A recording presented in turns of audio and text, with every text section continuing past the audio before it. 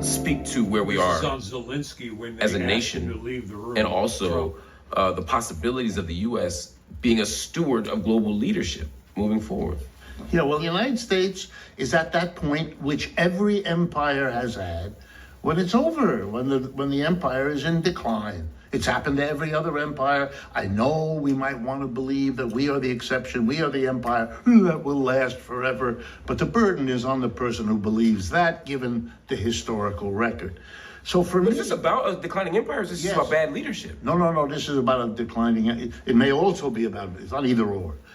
But the important thing is not the lousy leader, which we have. The importance is that on the issue of what we just talked about, coming to terms with China, sitting down, how do we live together on this planet? Unfortunately, Mr. Trump is exactly where Mr. Biden was. There is no difference between them. The pivot to China, which, by the way, was initiated in those words by Mr. Obama as president, has been followed by everybody since.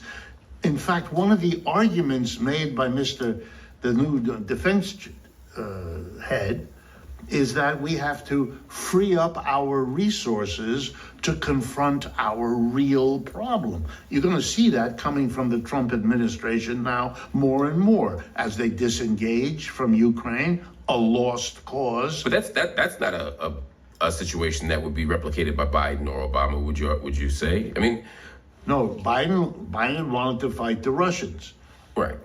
Trump says, wrong enemy, and you're losing.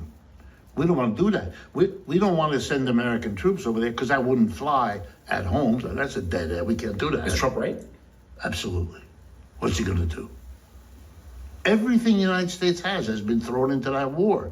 Remember at the beginning of the Ukraine war, we weren't going to give them Abrams tanks. We weren't going to give them F-16s. We weren't going to give them HIMARS. We weren't going to give them long-range missiles. Everything that we said, President Biden said, was unturned. We gave them because they were losing. They needed more and more. He wants still more. He wants nuclear weapons. There's no end for. He's losing his country. About a quarter of it are gone already. The Russians occupy it, and they keep moving. This has all been planned. Ukraine war. The reason why? They wanted to further expand NATO, but most importantly, also, they had a huge arsenal of weapons, older weapons, because we've been making newer weapons. You think we just make weapons up just because we need them right now? No, we plan out all the new weapons that we're building. So we have a stockpile of old weapons, and we have a whole series of brand new weapons, and now we're starting to see them all. So that was the impetus for Ukraine. And you had to have the right mixture. Of course, you had to have the right president in there to make this whole thing come across. Remember, the CIA had the coup d'etat in 2014 and created the results that we're paying for now in Ukraine and around the world. This is the Conscious Hour.